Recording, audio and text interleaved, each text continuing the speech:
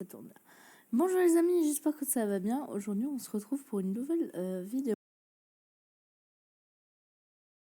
Et oui, ça fait depuis longtemps. Oui, je sais, je vous ai manqué.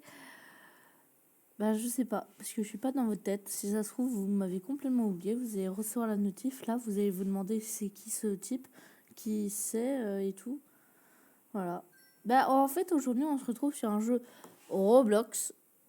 Et en fait, c'est un jeu du coup qui s'appelle Rise of Nation. Et vraiment, c'est un jeu qui est assez bien, je trouve, pour un jeu Roblox. C'est en gros un jeu. Vous connaissez Supremacy 1914? Bah, c'est la même chose. Sauf que là, c'est bien plus rapide, bien évidemment. Parce que, voilà, ça paraît logique. Mais on va pouvoir envahir des pays. Et là, en plus, on doit gérer notre économie. Par exemple, là, la Turquie, elle me demande si jamais, voilà, je veux lui offrir, enfin, si jamais elle veut faire un échange, enfin, plutôt acheter, elle veut acheter 4 unités de fer pour 152 000. Donc, voilà. Maintenant, je peux accepter. Maintenant, je peux ne pas accepter. Voilà, je ne suis pas obligée. Mais je vais accepter quand même parce que je suis la Russie et l'économie, c'est de la merde. Non pas à cause des sanctions économiques, hein, parce que là, ça n'existe pas là. Donc vous voyez, là, on a l'économie du coup. On voit du coup nos taxes et on reçoit 3 millions. Nos ressources nous rapportent 417 000. Les échanges, 121 000. Et l'entretien militaire nous coûte 900 000. Ce qui est quand même assez badass, quand même. Donc en gros, ça veut dire qu'un militaire coûte 2 dollars. Parce que du coup, là, j'en ai 450 000 et ça me coûte 900 000. Bah tant mieux, parce que moi, je savais pas du tout. Donc alors, moi, personnellement, je construis toujours à la capitale, je construis une tonne d'usines et tout. Parce que, bah, simplement, voilà, je trouve que c'est bien. Mais non, bien sûr, évitez de tout construire à votre capitale. Parce que vous pouvez construire plusieurs usines. C'est pas comme Suprématie, où là, ça... Ouais, voilà, vous... Là, par contre, ça va me gagner de la thune. Hein.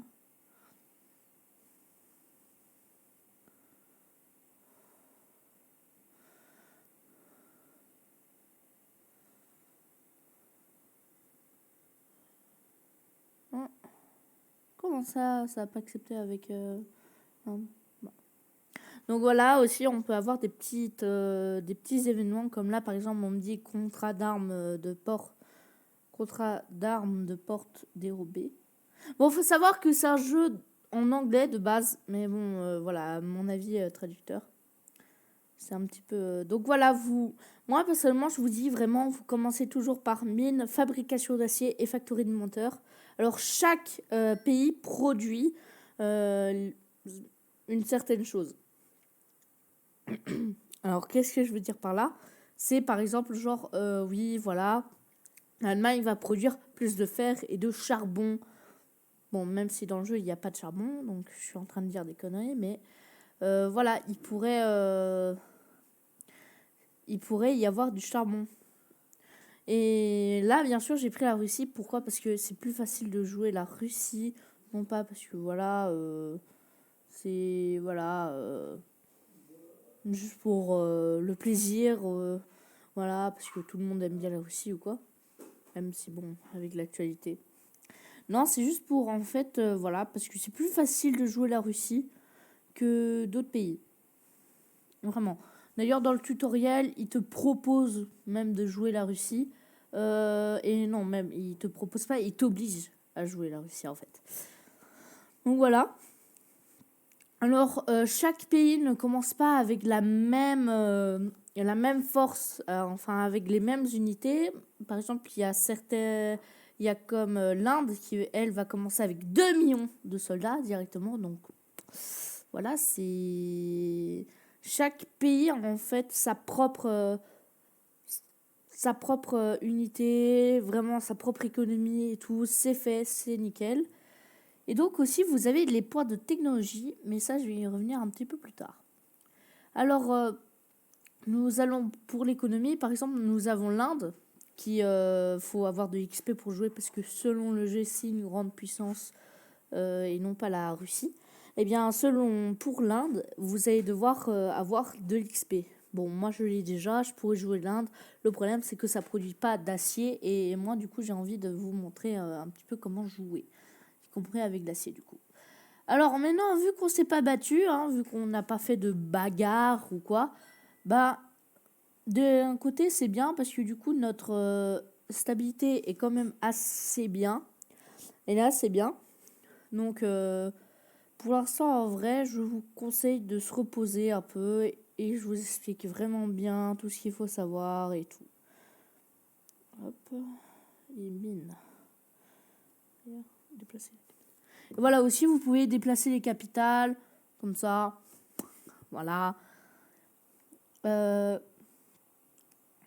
non, déplacer la capitale sert pas réellement à grand chose. Maintenant, parce qu'il faut savoir que déplacer la capitale, c'est pas comme dans Suprématie où là, juste ça va te coûter des ressources, ça va te coûter des points de politique. Et maintenant, on va regarder sur le pays. Alors là, on a les drapeaux, on a vu de campagne, la Russie, la règle Joussol 66, capitale Moscou, décision, on peut réformer du coup des pays. Il me semble qu'avec la France, tu peux unir beaucoup d'empires. Avec l'Allemagne, tu ne peux pas unir un certain empire qui n'est, oui, un certain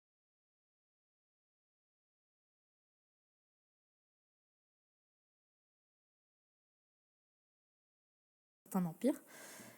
Et heureusement d'ailleurs. Donc aussi, là, voilà, chaque pays a aussi sa loi de conscription. Alors, la conscription, c'est quoi? C'est par rapport à la main-d'œuvre. Encore une fois, chaque pays a sa propre main-d'œuvre. Et vous avez la population là. Donc, vous avez 10 armées. Ça, c'est vraiment, moi, j'ai joué à presque tous les pays. Il y a un seul pays qui est désarmé. Ensuite, vous avez les volontaires, donc 2%. Et ensuite, tu as la Russie qui a limité. Donc, population recrutable, 5%. Mais bien sûr, au plus vous allez rentrer dans les conscriptions, au plus votre revenu fiscal va diminuer. Donc là, par exemple, l'Arche, si jamais je mets l'Arche, je peux m'attendre à ce que les taxes diminuent de 25%. Et en plus, il faut être en guerre pour mettre l'Arche. Bien sûr, on ne peut pas directement passer de 10 armées, de limiter à des armées. Il faut d'abord passer par le volontaire et tout. Donc voilà. Bon, alors on va quand même envahir un petit pays pour vous montrer comment ça se passe et tout. Alors oui, comme je l'ai dit, des fois vous allez avoir des grévistes qui vont vous dire oui voilà, on veut pas que tu fasses ça et tout. Si des fois votre population va vous dire fuck, je n'ai pas envie d'avoir ces politiques-là et ces lois-là. Et ensuite, des fois, vous pouvez même avoir des terroristes. Et ça, c'est vraiment quand vous avez une stabilité, mais de merde. Avec la Russie, c'est très facile d'avoir une stabilité de merde. Croyez-moi, vraiment. Pour tous les jeux, pour toutes les fois où j'ai joué la Russie, la stabilité, c'est votre principe. Et comment arranger cette stabilité, justement? Bah là, soit vous achetez des biens de consommation, soit vous créez des usines civiles qui vont, elles, produire des biens de consommation et du coup, vos civils vont être refaits. Bon, on va attaquer le Kazakhstan du coup. Alors, vous voyez, on ne peut pas directement déclarer la guerre.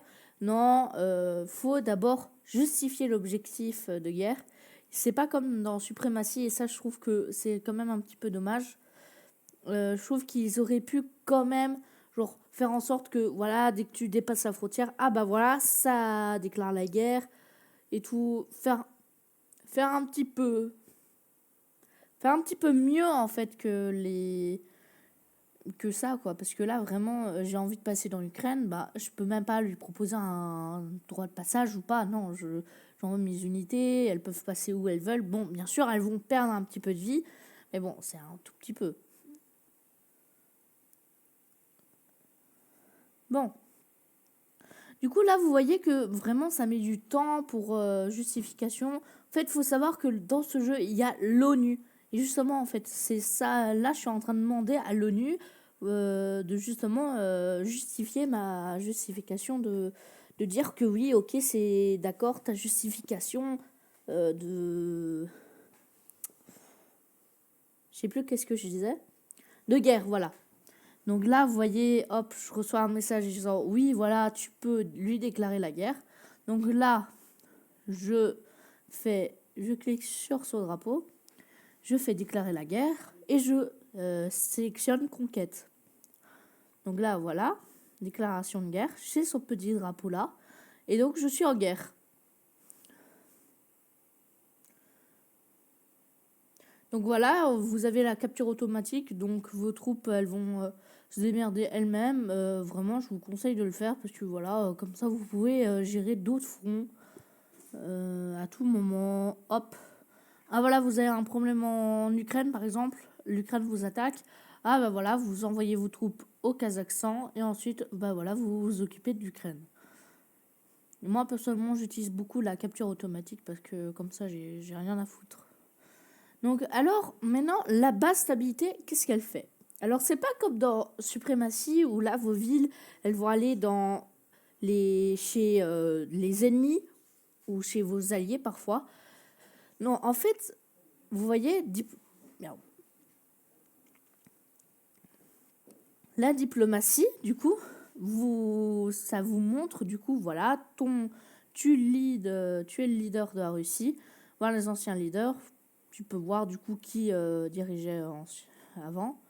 Et ensuite, pays de libération. Et là, on peut voir que, du coup, si jamais j'ai une base stabilité, Kaliningrad va se révolter.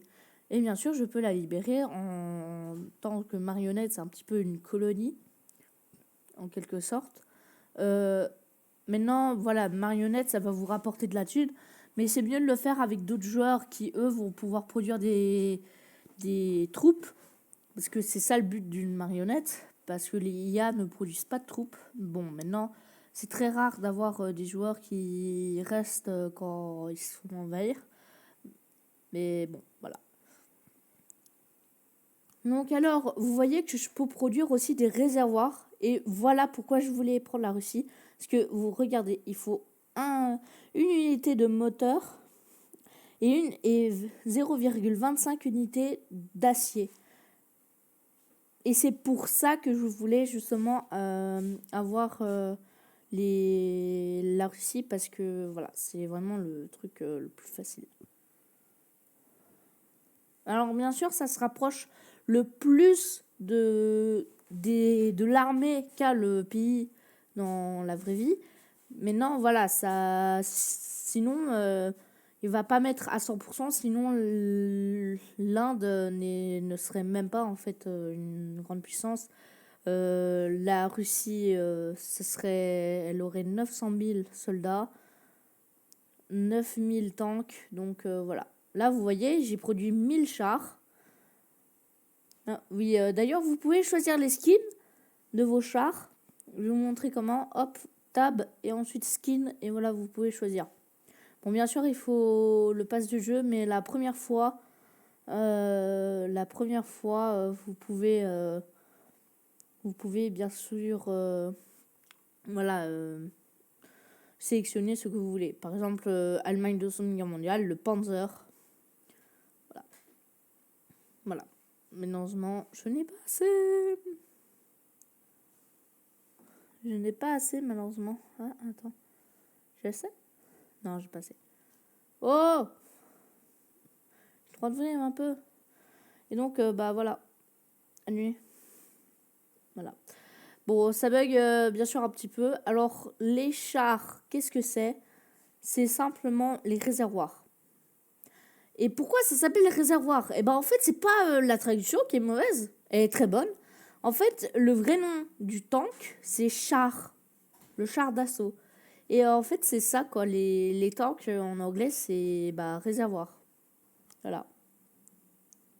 Alors, les chars, petite particularité, ils ne peuvent être produits que seulement dans les villes qui ont plus d'1 million de population, quoi, qui sont à plus d'1 million.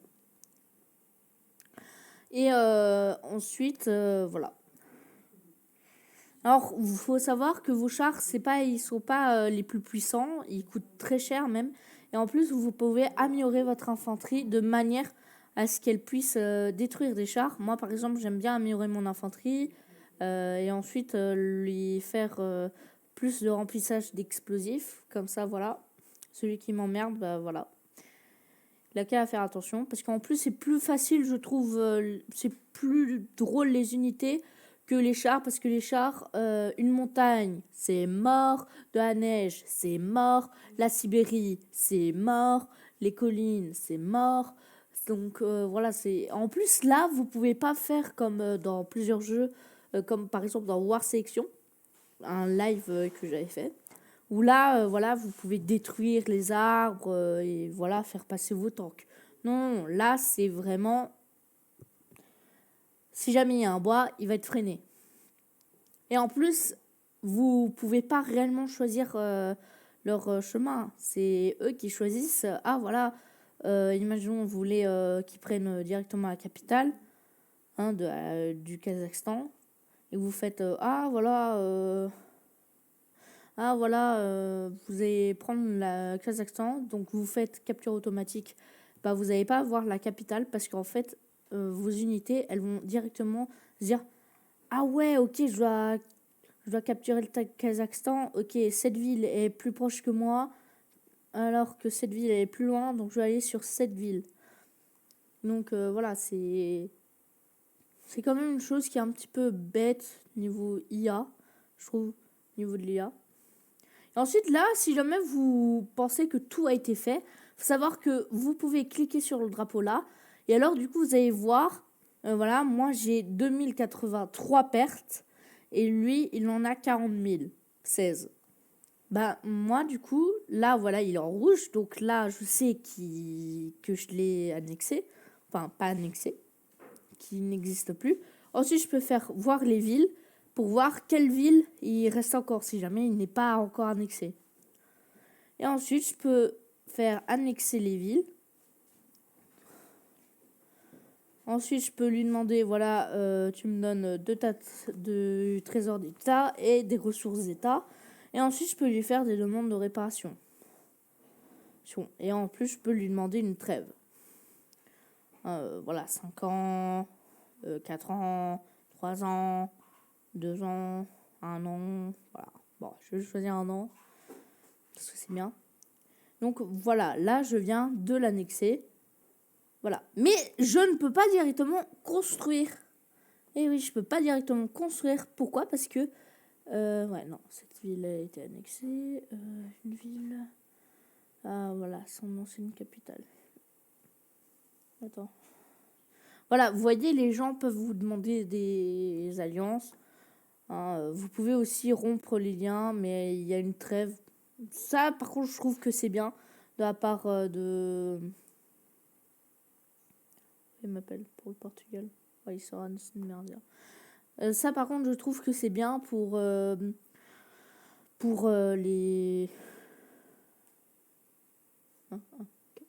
Pour les gens qui voilà sont cancer et qui deviennent alliés avec vous juste pour pouvoir voir vos troupes et voilà ensuite se désallier et ensuite boum, vous connaissez la suite.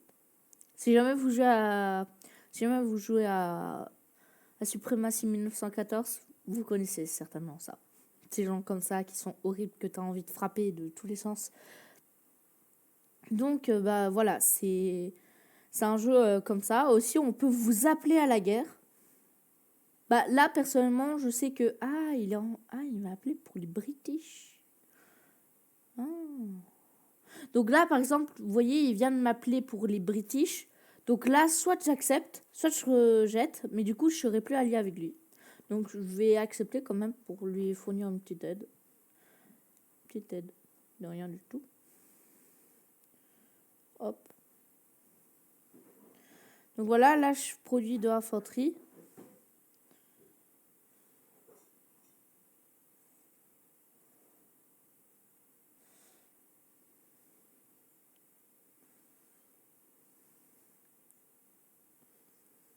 Donc voilà. Attends. Spin. Cool. Mi. Oh.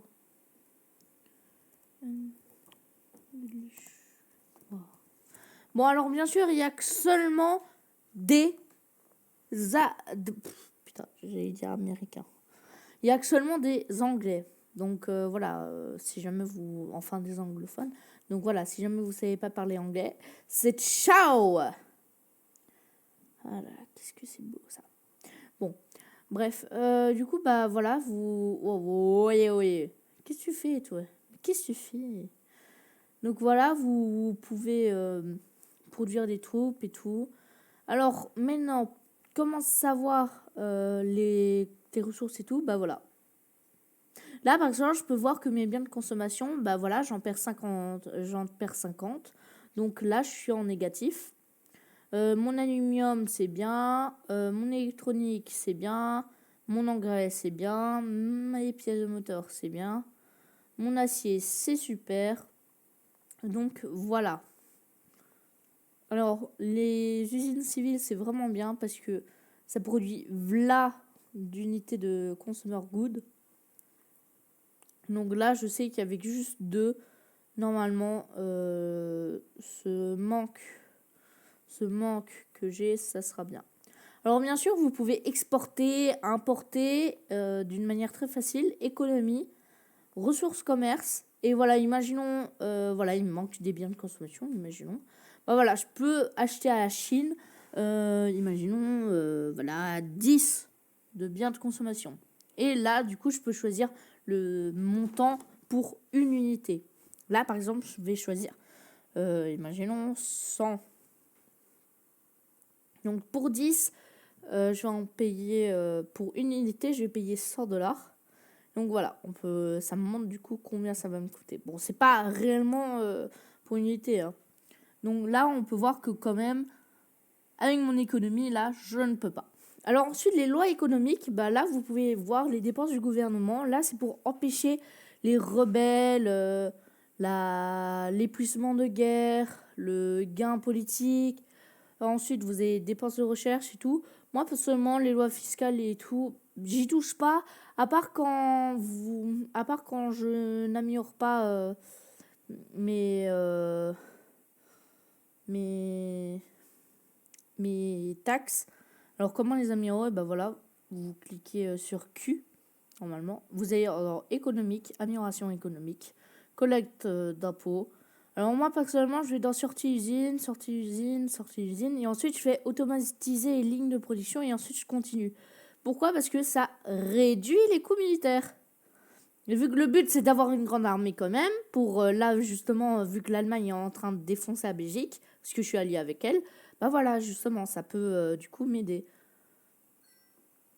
Comme ça, là, voilà, vous voyez, j'ai amélioré mes taxes. Je gagne 4 millions maintenant. Or qu'avant, je en gagnais moins. Et ainsi, j'ai la surcroissance de la population. Donc, mes taxes, elles aussi, augmentent.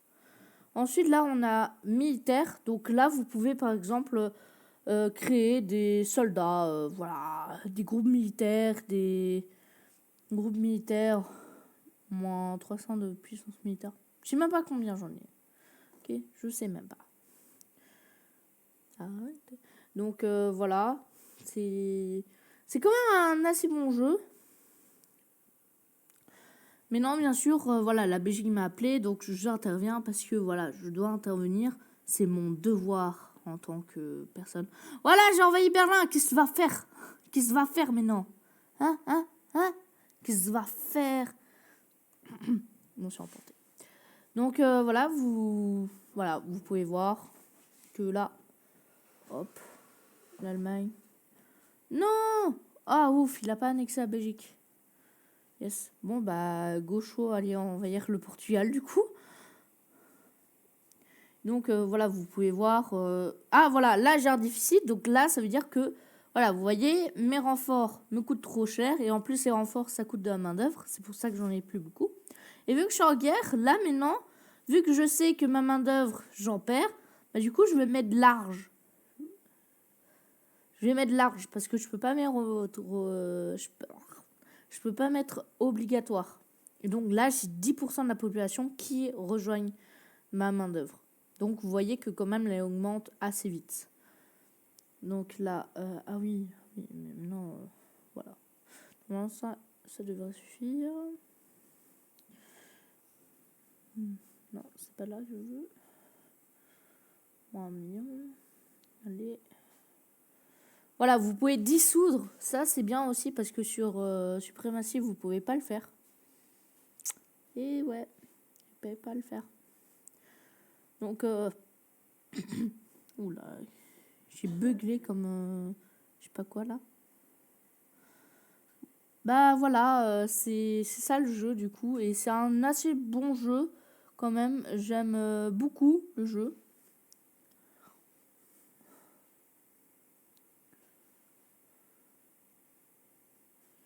Et donc voilà. Bah voilà, vous pouvez réformer des trucs. Bon alors là par contre je vais pas commencer à réformer l'URSS ni l'Empire russe.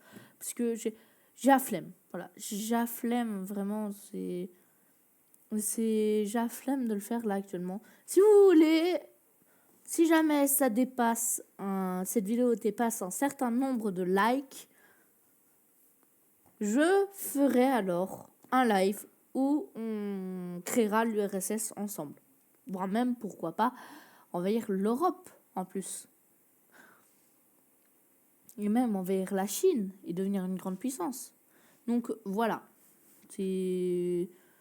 Voilà, c'est vous qui décidez et tout. Voilà. C'est donc... là, vous voyez, je les ai envoyées. Elles ont traversé de pays. Et regardez, elles étaient 500. Maintenant, elles sont 407, 405 000 et 419 000. Alors aussi, vous pouvez aller sur le Portugal, sur le drapeau, bas. Et voilà, là, vous pouvez voir du coup que lui, il a 0 char, 0 troupes, 0 navire. Par contre, les avions, vous les voyez pas. Alors que moi et l'Espagne, on a 1 700... On a 1 752 366 troupes, chars 400. Donc oui, quand même, c'est assez énorme. C'est énorme. Et moi, personnellement, c'est ce que je vous conseille quand vous attaquez du coup un pays ou quoi. Eh bien, voilà, vous... Pourquoi elles veulent pas partir ou quoi? Eh bien, voilà, vous... Pourquoi elles veulent pas partir? Ok, elles ont bugué. Et du coup, bah voilà, c'est quand même une assez bonne chose que j'aime beaucoup. Alors aussi maintenant, voilà, j'ai envahi des villes. Alors du coup, je peux faire occupation de transfert Espagne. Et donc là, ça va être ces villes. Voilà. Je vais les donner parce que moi, je m'en contrebats les couilles de l'Espagne. Voilà. Voilà. Ça, c'est bien. Donc voilà, c'est un assez bon jeu quand même. Avec vos amis, vous pouvez vous taper quelques petites barres. Voilà, c'est vraiment bien. Il y a encore plein de choses que je pourrais en parler d'ailleurs de ça. Mais ça mettrait vraiment trop de temps. Donc peut-être une partie 2, pourquoi pas. Et donc voilà, là je vous ai vraiment expliqué mais le mieux que je pouvais, la totale. Et en fait, pourquoi les biens de consommation? Parce que, merde. Parce que vous allez voir, pays, regardez, consumer good, donc j'ai un plus de 25%. Et du coup, on peut voir que ma stabilité augmente de 0,8%. 0,08%. Et mon pouvoir politique augmente de 1,6%. Et maintenant, l'XP, ça sert à quoi? Ça sert à jouer des pays. Voilà. Je vais pas recommencer une partie parce que non, j'ai pas envie de vous montrer. Mais genre, je vais voir si je mets non. Ok, bon. Alors, bien sûr, maintenant vous pouvez abandonner votre pays et donc là vous l'abandonnez comme ça. Alors moi personnellement, ce que je fais, hop, j'élimine toutes mes troupes. Puis ensuite, je libère les pays quand je peux, bien sûr, mais là je peux pas. Pourquoi? Parce que je suis en guerre. Et ensuite, je fais abandonner le pays. Alors aussi, vous pouvez brûler les villes. Vous pouvez brûler les villes. Mais bon, je vais pas vous le montrer là actuellement. Mais alors, il n'y a pas une des trois puissances qui est libre? Non. Ok. Bon bah, on va vite faire recommencer une nouvelle partie et ensuite je vais vous montrer du coup. Alors, qu'est-ce que ça fait? Bon, voilà, du coup, je vais vous montrer India en espérant que, vu que je l'ai... Voilà, vous voyez, ça me dit XP requis, voilà, tu dois avoir... Attends. Bon, bizarre. Tu dois avoir autant d'XP pour jouer les États-Unis.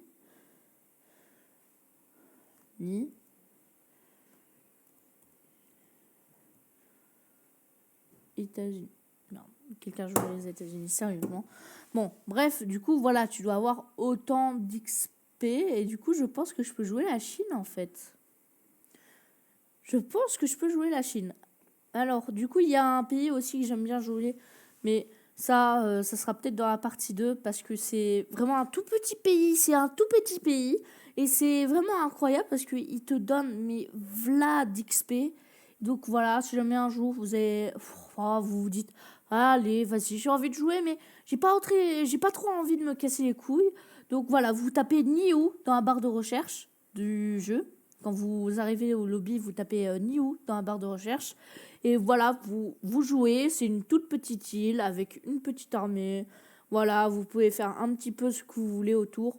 Bon, bien sûr, c'est une petite île, donc ça va...